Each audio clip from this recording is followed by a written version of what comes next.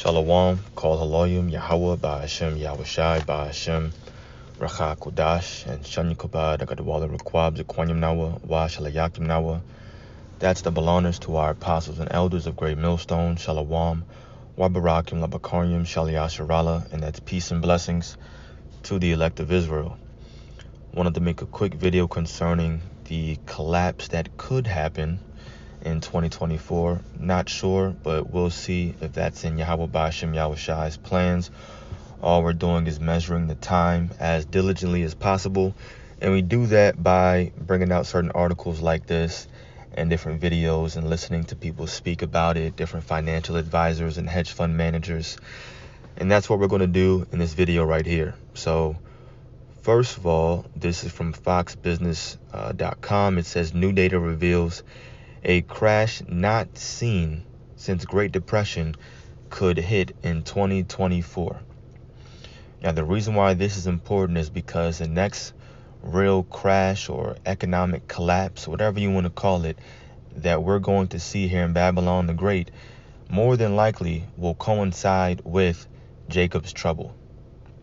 More than likely, it's going to go hand in hand. We're living in that time. That's why it's very, very important to continue watching as well as praying. Those doors of mercy are closing, and they're closing fast. Now, the article says, as the White House continues to tout the alleged achievements of the president's Bidenomics agenda, a growing amount of data indicates that a gigantic economic crisis could be right around the corner. Most disturbingly, one important economic indicator that's currently flashing hasn't appeared since the 1930s during the height of the Great Depression. If the White House and Congress do not cut inflation-causing government spending soon, the results could be catastrophic. We're going to stop right there for the sake of the video. I have one more article and a short video clip that I want to read, but just pointing this out because this is one article that's talking about a potential crisis that we haven't seen since the Great Depression. And it gets more into it, as you can see right here from the subtitle. You know, people were jumping out of buildings and committing suicide because of the collapse. They just couldn't handle it. And that kind of chaos is going to happen again. And that's what this article goes into. So that one was written and published was October 5th. So not long ago at all. This one is from offgridsurvival.com. It was written a day before on October 4th. It says red flags everywhere. U.S. economic collapse and social unrest storm ahead. With alarming reports showing inflation skyrocketing, and that is even with the BS numbers they are admitting to, and a significant drop in income for U.S. households, it's becoming increasingly clear we're teetering on the edge of an economic collapse. For years, we have warned about this looming disaster, telling our readers to prepare for the real economic threat. As the evidence mounts, it's not just about being ready, it's about bracing for the coming chaos. And the majority of the world doesn't understand that prepping yourself physically, getting your body right, maybe you have weapons, sure, you're storing things up, you're making sure you have extra food in the cabinets, whatever it may be. That's not the way that you should be preparing yourself for what's coming ahead. We should be preparing ourselves spiritually, asking the Lord for more faith and begging for mercy in these end days, because the collapse that's coming, like I mentioned before, it's synonymous with the day of Jacob's trouble. And that's going to be a day like never was nor shall be. In Lord's word, we're going to grab that precept.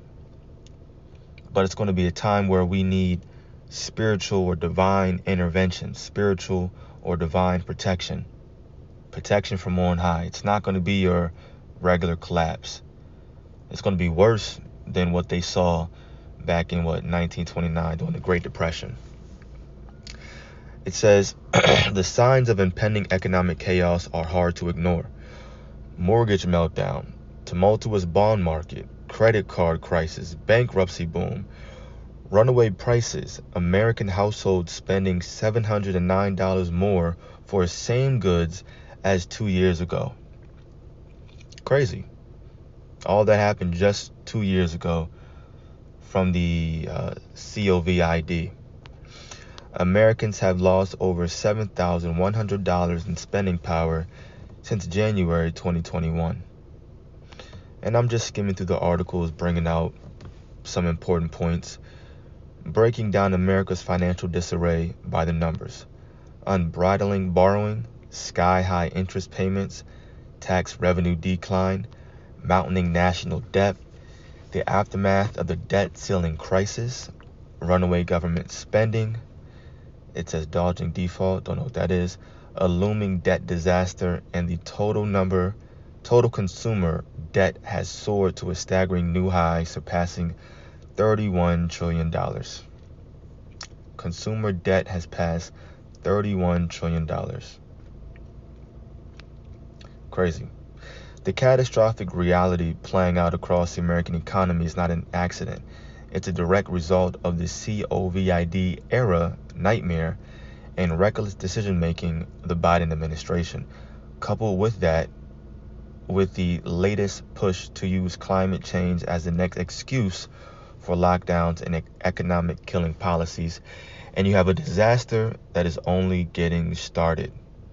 And they've been pushing that climate crisis for years now, and you know they're going to use that as part of why the collapse is happening. And like they mentioned, for the next round of lockdowns, more than likely that is going to be the case. This place will be locked down again.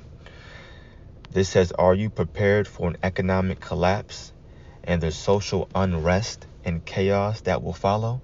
That's exactly what's going to happen. We've been saying that, starting with our apostles and down, for a very, very long time, for years, warning the elect out there, obviously, that chaos will happen.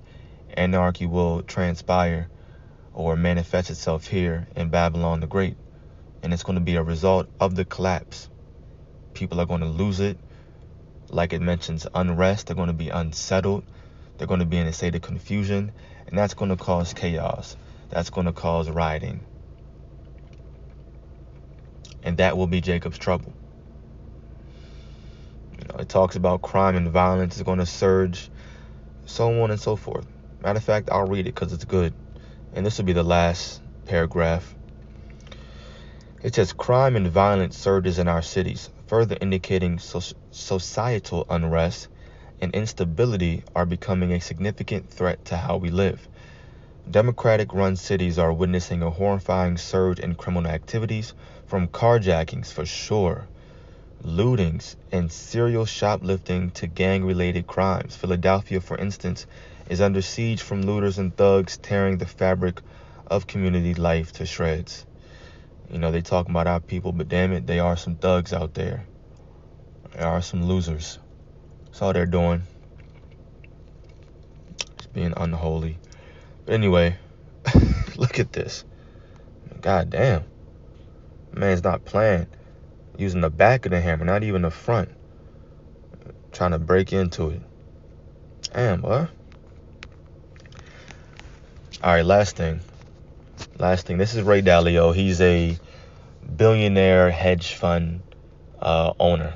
I think it's called Bridgewater Associates, not sure.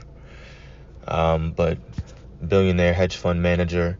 And, you know, if Esau Edom is talking about how he's pessimistic about 2024, and then we find articles stating how different indicators are showing us that a collapse is coming in 2024, well, we should take heed to some certain things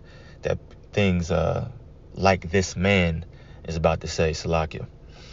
So let's listen. It's only a minute. For next year, are you optimistic about the global economy or pessimistic? Pessimistic. Pessimistic.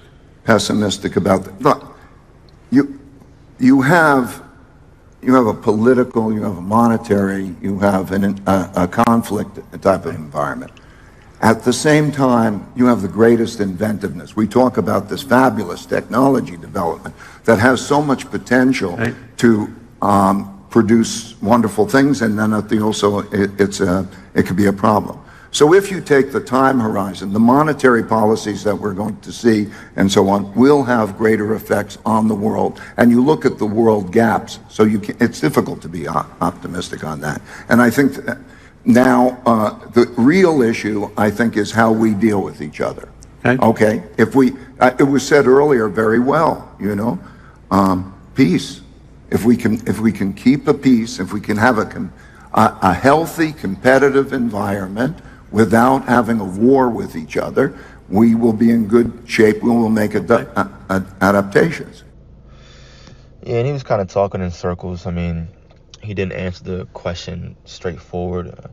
He did say he was pessimistic about the global economy in 2024.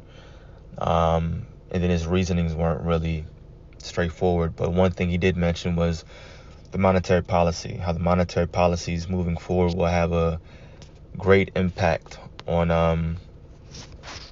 the world. And of course, we know that the MOB is the micro CHIP, and so that is going to impact the entire world. So Ray Dalio is pessimistic. Different indicators showing that 2024 is could have a collapse worse than the Great Depression. Then they gave justifiable reasons. So we'll see if that is the case. The whole point is just to keep watching and praying and looking for the Lord's protection and mercy. This is Matthew 24, verse 21. It says, "For then shall be great tribulation, such as was not since the beginning of the world to this time, no, nor ever shall be." Now, remember, this is when the disciples came to Yahushua and they asked him, what's going to be the sign of your coming and of the end of this current world, this eon, this age of these Edomites ruling? And this was one of those signs that the Lord said. This is what's going to happen. It's going to be great tribulation, and we see that coming ahead. Jacob's trouble coincides more than likely with this upcoming collapse. You can argue that we've been in a recession since the pandemic, but a recession is nothing more than a slight decline in the economy, in the circulation of money, goods being purchased and money being moved around. That's all it is. So maybe a slight recession, but we haven't seen a collapse. We haven't seen a depression, and something could come around the corner 2024. We'll see. It could be that year where Jacob's trouble really kicks off. We don't know, but we do know that we are close. And it's going to be worse than anything that we've ever seen before. Let's jump over to the book of Jeremiah. As a matter of fact, I'm going to type this in.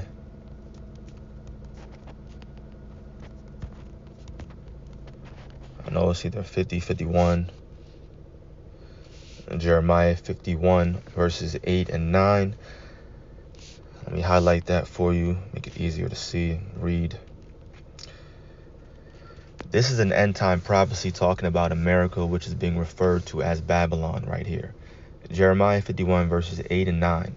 Babylon is suddenly fallen and destroyed. Howl for her, take balm for her pain, if so be she may be healed. We would have healed Babylon, but she is not healed. And balm is just a healing ointment. It's a metaphor referring to how this place is done. It's a deep cut. It's not going to be healed. No kind of healing ointment, no kind of surgery, nothing. No kind of stimulus plans, packages, no kind of policies. Nothing is going to be able to heal Babylon from the pain that the Lord put it in right now and the future pain. Everything is according to the Lord's will. It's all about prophecy. Prophecy lets us know that Jacob's trouble will hit. Prophecy lets us know that World War III is coming. Prophecy also tells us that America will lose that war. So we're coming very, very close to that time. We're living very much in the end days. That's why we make these kind of videos, to push that vibration out there and that knowledge. Verse 9 says, we would have healed Babylon, but she is not healed. Forsake her. And you have to forsake her in your mind. You have to let go from this place. You don't want to be like Lot's wife, looking back, reminiscing, thinking about what could have, should have been. Nah, you have to let go of any kind of mortal thoughts. It says, forsake her, and let us go everyone into his own country, for her judgment reacheth unto heaven, and is lifted up even to the skies. So the Lord remembers all the cruel things that were done to our people in this place. He knows all the spirits that made that evil or did that evil, and a recompense is coming. The Lord's judgment will take place as it is every single day, but on a very big, grand scale here in Babylon the Great. When it's destroyed, this place will never ever be inhabited again. As a matter of fact, I believe this same chapter says that. Let me see.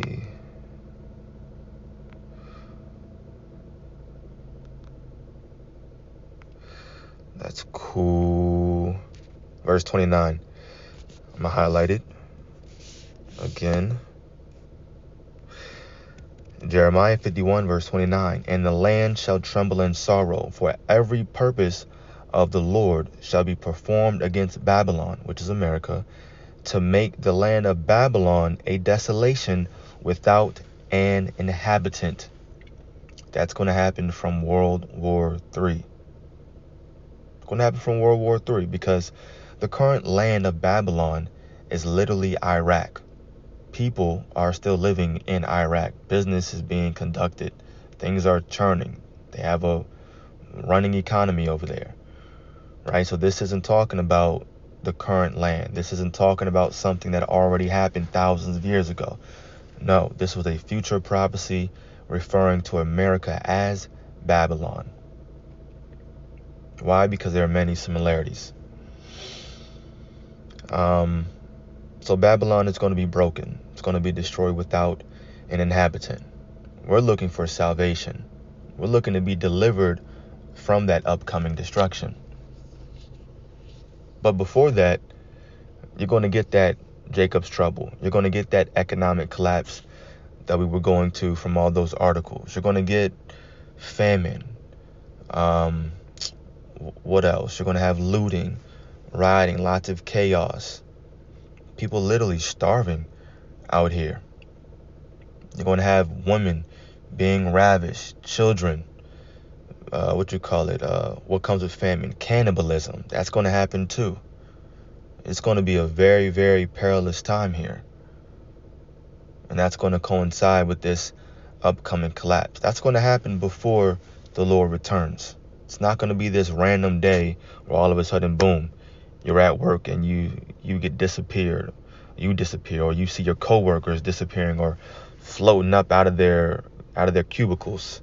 It's not going to happen like that. Now we're going to go through a period of Jacob's trouble, and then the elect will be saved out of it and ultimately delivered from this upcoming destruction. And that's what we're looking forward to. So I'll end it right there. Brought out a few precepts. The point was made. 2nd Esdras 15. Read it on your own time. It's all good. But if you haven't, 2nd Esdras 15, verses 14 through 19 are good. That goes into Jacob's trouble. And how it's going to be here in America. Hopefully I get a screenshot here, can post this. So that's it. That's the video. Lord's will, it was edifying to the elect. Kol haloyim Yahweh Ba'ashem Yahushai Ba'ashem Rachakudash. Double honors to our apostles and elders of Great Millstone. Peace and blessings to the elect. Shalom.